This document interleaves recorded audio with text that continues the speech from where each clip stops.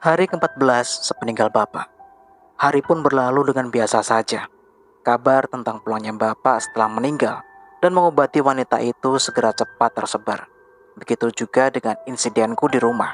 Tempo hari mendadak menjadi perbincangan seluruh warga desa. Apakah sudah tak ada gangguan yang aku alami? Sebenarnya tidak juga. Hanya saja, kini gangguan tak semenyeramkan dulu ketika aku belum setuju untuk menerima keris itu. Kini banyak suara tak wajar yang sering aku dengar, seperti langkah kaki, suara nafas, dan aroma wangi khas Bapak. Untungnya sekarang tak ada lagi wujud yang menampakiku. Hanya saja, jujur, dari dalam hati sebenarnya aku masih tidak srek dengan semua ini. Masa sih aku lulusan SMA terbaik negeri yang ingin kuliah dan jadi sarjana harus jadi paranormal? Hah, salahku juga sih yang dulu memilih untuk menunda kuliahku karena Bapak sakit. Ya udah, jalani saja, pikirku kala itu. Mungkin ini memang kemauan Bapak. Pagi itu, cuaca sangat dingin. Ibu yang sedang agak tidak enak badan memintaku untuk menghadang tukang sayur yang biasa lewat di depan rumah.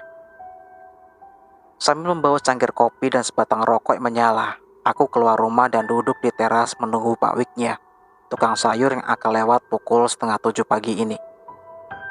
Sayur, sayur, sayur. Suara Pak Wiknya beberapa saat kemudian terdengar. Ku tengok gerobak dorongnya yang tampak berjalan ke arah jalan depan rumahku. Aku menunggunya hingga sampai depan rumah. Ku beli sayur sesuai perintah ibu. Hingga ketika aku ingin berbalik masuk ke rumahku, seseorang menepuk bahuku. Lur, ternyata Naryo, dengan muka lesu seperti semalaman tak tidur. Kaget aku. Oh nopo, dengarin isu-isu arep tuku ikan asin? Tanyaku acak. Enggak, Kir. Pusing aku. Bingung mau cerita dengan siapa ini? Katanya sambil merangkul dan agak menyeretku menjauh dari kerombolan ibu-ibu yang tengah memenuhi gerobak Pak Wiknya. Aduh, ada apa sih? Masuk dulu aja ke dalam, tak buatkan kopi ya. Bentar, tak naruh ini dulu di belakang, tak buatkan kopi. Ucapku sambil berjalan ke dapur memberikan sayur itu kepada ibu. Singkat cerita, setelah membuat kopi, aku kembali ke ruang tamu, menemui Naryo yang tampak resah itu. Gimana Bel? Nopo? Tanyaku seraya meletakkan segelas kopi panas di depan kawanku itu. Leleku mati kabeh Bel. Kayaknya ada yang ngasih racun ini, kata Naryo lemas. Lah, beneran? Apa kamu gak jaga semalaman? Ucapku. Aku ketiduran. Terus paginya tak periksa, lah ikannya sudah mati semua. Bingung aku Bel. Ini kalau ibuku tahu pasti nangis ini. Gimana ya Bel? Kira-kira kamu tahu nggak ini ulah siapa? Tanya Naryo. Dan dia pun terdiam sejenak menghela nafasnya dan berkata, jelas Solikin ini, kelakuannya Solikin, katanya dengan amarah. Pak Solikin? Hus, jangan nuduh dulu kamu, kataku. Ya siapa lagi? Cuman dia orang yang punya kolam di kampung ini selain aku. Terus kemarin juga sempat selek denganku, ya perkara pedagang yang pengen borong ikan. Lah karena memang punya aku lebih murah Bel, ucap Naryo semakin yakin. Tapi kan kita nggak punya bukti Bel. Mending sekarang kamu bicara aja sama ibumu. Pasti ibumu bisa ngerti kok, kataku seraya memegang pundaknya. Tanpa kita berdua tahu, ternyata semua pembicaraan tentang aku dan Naryo didengar oleh ibu yang sedari tadi menguping di balik bufet ruang tengah. Tanpa aba-aba, ibu pun keluar dan langsung berkata, Gus, jangan keras-keras. Itu Pak Solikin jam-jam segini dia sudah wirawiri di depan rumah kita loh, kata ibu. Udah, sini. Dibicarakan dalam aja sambil sarapan ya.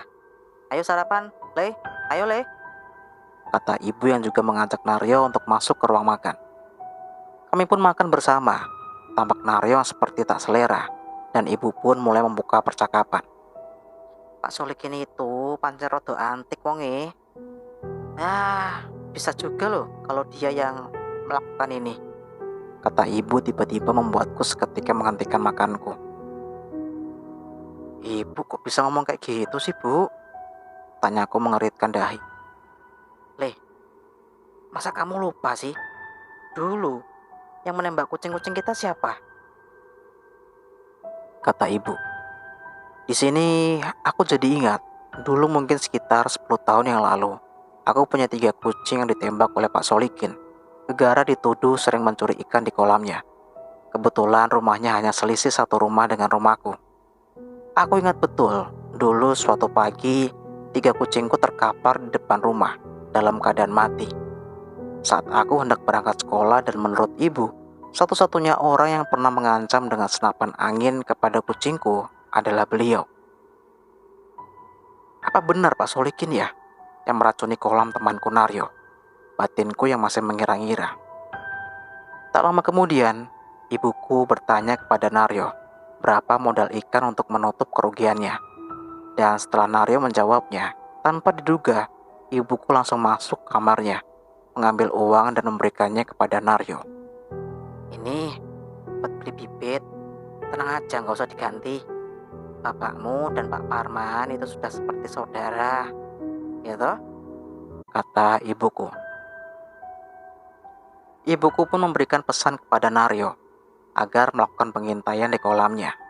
Beliau juga mengizinkan aku untuk ikut, untuk membuktikan siapa pelakunya. Obrolan di meja makan itu pun selesai. Naryo pulang dengan penuh kelegaan. Dan setelah berberes, Pak Dekarjo dan Lik Minto pun datang.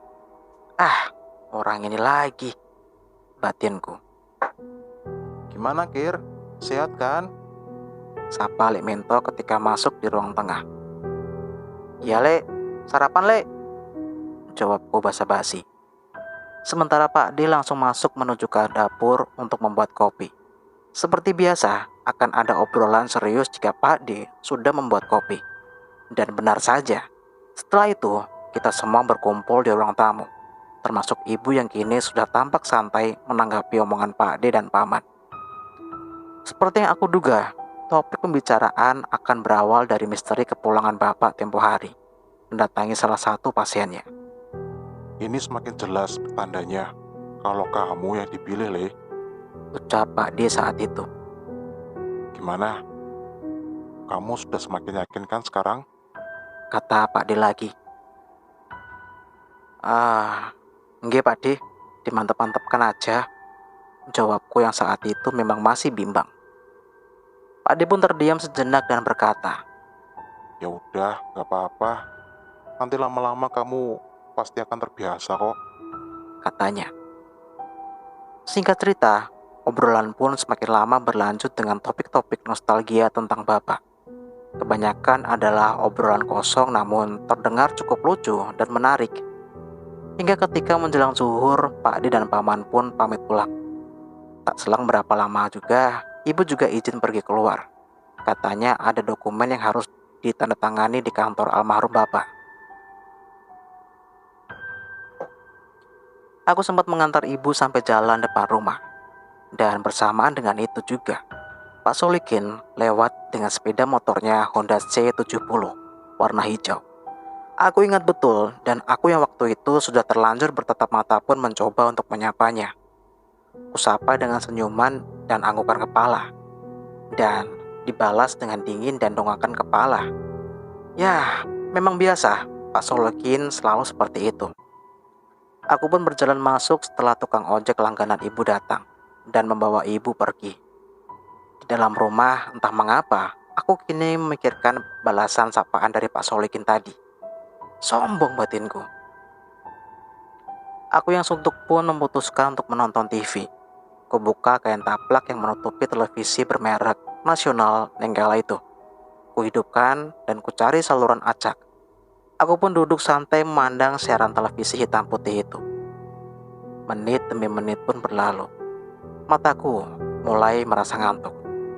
Aku yang merasa tidak nyaman bila tidur di situ pun memutuskan untuk pindah ke kamar. dengan tentu mematikan televisi itu terlebih dahulu. Aku bangkit dan beranjak mematikan televisi itu. Namun, ketika aku sudah mematikannya dan hendak menutupnya kembali dengan kain, aku terhenti sejenak. Karena samar-samar, aku seperti melihat seseorang yang duduk di belakangku. Aku melihatnya dari pantulan layar kaca televisiku yang sudah mati. Tampak sangat jelas siluetnya, karena memang tersinari oleh matahari yang masuk dari jendela di belakangku. Aku terpaku dan sejenak mencermati pantulan bayangan itu. Benar-benar seperti orang yang tengah duduk di kursi belakangku. Dengan tanpa aba-aba, aku pun menoleh. Dan setelah aku menoleh, tak ada siapapun yang duduk di kursi itu. Aku pun menghela nafas sejenak dan kembali melihat ke arah kaca televisi itu. Namun kini pantulan itu tak ada lagi. Benar-benar tak seperti pantulan yang baru beberapa detik lalu aku lihat. Mungkin aku cuma salah lihat aja. Batinku seraya menarik kain yang biasanya menutupi televisi itu. Dan bersamaan dengan itu, tiba-tiba bau wangi menusuk dan lewat di penciumanku. Minyak wangi bapak. Iya, minyak wangi bapak tercium. Ini adalah bau yang biasanya tercium saat malam akhir-akhir ini. Tapi meski aku sudah beberapa kali mengalaminya, tetap saja ada rasa takut dalam diriku. Berharap ini hanyalah perasaanku saja. Aku mulai memeriksa bau itu dengan memajukan hidungku. Aku memeriksa di sekitarku. Bau itu semakin samar dan seperti menghilang. Namun, ketika aku berjalan dan penciumanku sampai di depan kursi itu, bau itu muncul kembali, sangat kuat. Perlahan, aku mulai mundurkan langkah dan langsung berlari menuju ke kamarku. Siang-siang begini? Tanyaku dalam hati sambil menutup pintu kamarku kuat-kuat. Dengan agak sedikit gemetar, aku naik ke atas tempat tidurku. Kuposisikan tanganku memeluk lututku sambil terus menguatkan hati. Bisa gila aku kalau terus-terusan begini, batinku. Tak lama kemudian Naryo datang. Seperti biasa dia menerobos masuk tanpa mengetuk pintu. Kini dengan wajah yang sumringah. Assalamualaikum. Halo, Bel. Aku sudah beli bibit lele, Bel. Sudah aku tuangkan ke kolam semua, ucap Naryo kala itu disusul oleh ibu yang keluar. Karena mungkin mendengar Naryo datang. Piye nak, sudah beli? Tanya ibu kepada Naryo yang belum sempat duduk. Sampun Bude, alhamdulillah. Atur suwun sangat nggih Bude, jawab Naryo. Ya udah toh, nanti malam langsung diintai. Siapa tahu orang itu melakukannya lagi. Ajak supir aja kalau kamu takut ya, kata ibu. Siap Bude, pokoknya nanti malam saya intai bersama supir Bude, jawab Naryo dengan semangat. Setelah ibu kembali masuk, kami pun berbincang ke sana kemari. Hingga waktu menjelang sore, Naryo pamit pulang dan berpesan nanti malam dia akan menghampiriku ke rumah. Aku pun mandi sore dan setelah itu kembali menonton TV bersama ibu hingga langit mulai petang. Kamu itu mbok sholat tok lele, sudah besar loh, masa harus disuruh terus, kata ibu tiba-tiba saja bersamaan dengan azan maghrib yang berkumandang. Memang kuakui aku jarang sholat, beda dengan ibu yang amat sangat rajin beribadah. Setelah aku pikir-pikir, aku pun mendengarkan nasihat ibu. Mematikan TV dan setelah itu mengambil air wudhu di kamar mandi. Dan aku pun sholat, membaca dan berdoa dengan sekusuk-kusuknya. Tapi entah kenapa, karena aku jarang melakukannya atau bagaimana, badanku terasa sangat berat, seperti ada sesuatu yang membebani pundakku ketika aku rukuk dan ketika aku sujud. Namun, aku coba singkirkan itu semua. Mungkin ini godaan orang yang ingin menegakkan sholatnya, batinku kala itu. Hingga sampailah aku pada at-tahiyat akhir. Tengkuk dan punggungku seperti merasakan ada seseorang yang berada di belakangku. Entah itu cuma perasaanku saja, tapi yang aku rasakan perasaanku waktu itu sangat kuat bahwa seperti ada seseorang yang ada di belakangku. Itu tentu sedikit membuatku bacaan doaku menjadi berantakan. Namun, aku masih mencoba untuk menafikannya. Kali ini, semua berubah dalam waktu beberapa detik saja.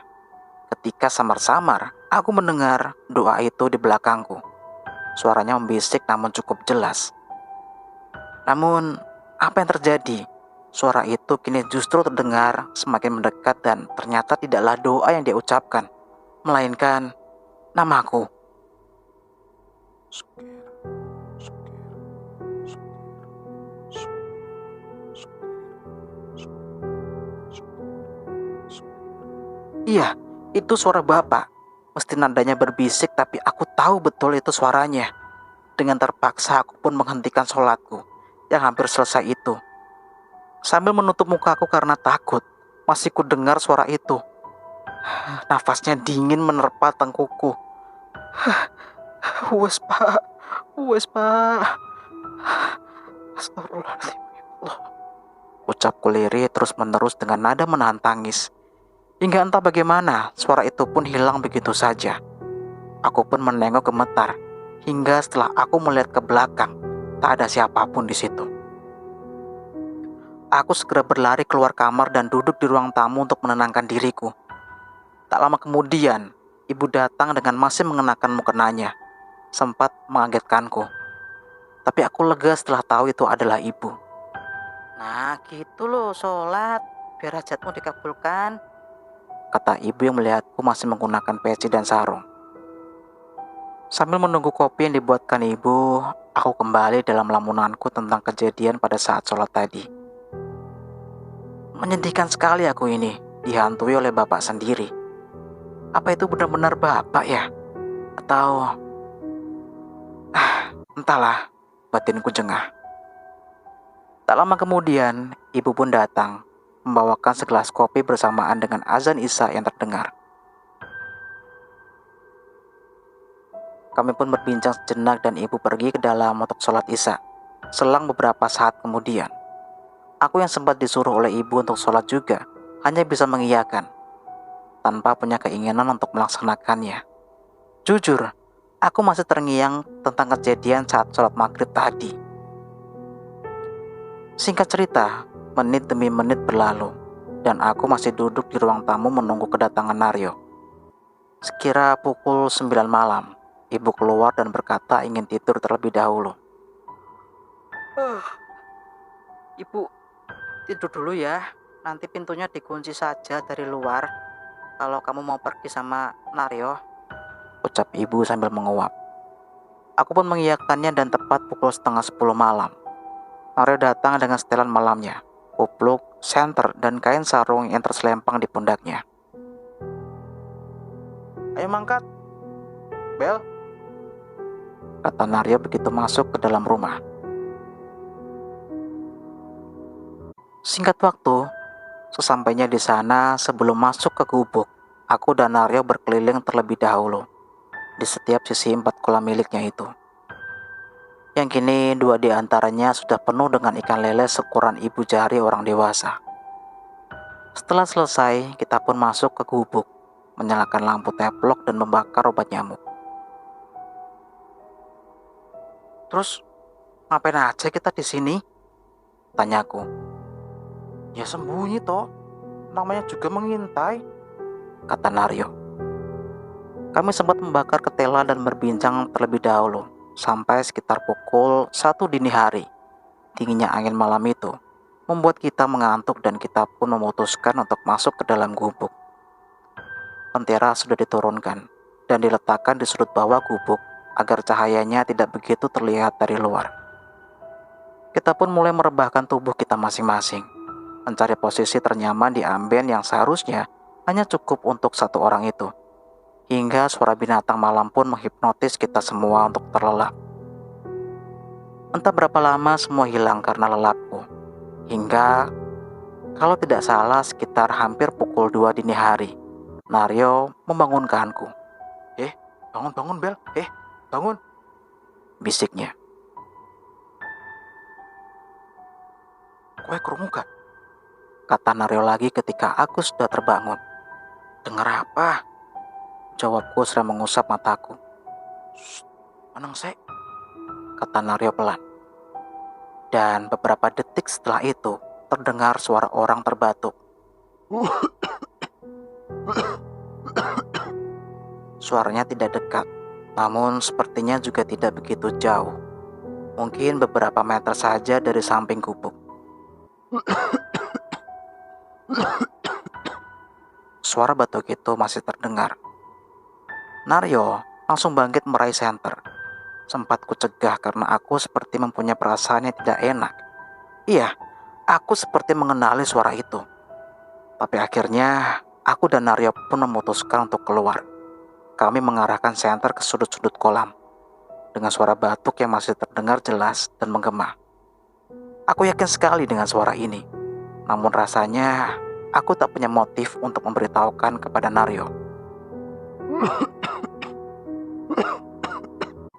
Suara itu terdengar kembali untuk kesekian kalinya. Naryo yang langsung mengarahkan cahaya ke arah sumber suara selalu tak menemukan apapun. Suaranya seperti berpindah-pindah. Dan mungkin ini yang terakhir kalinya suara itu terdengar. Suaranya berasal di sudut kolam yang kosong. Mendengar itu, dengan kompak, aku dan Naryo langsung mengarahkan cahaya senter masing-masing ke sumber suara. Dan kini terlihatlah, bukan Pak Solikin, bukan juga orang lain. Yang jelas, ini bukanlah seperti yang kita harapkan.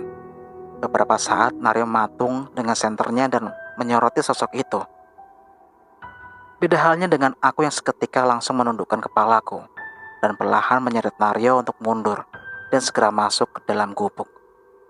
Naryo yang segera sadar tentang siapa sosok di depan itu, dengan gemetar berbalik badan dan memegang erat tanganku, menyeretkan langkahnya masuk ke dalam gubuk.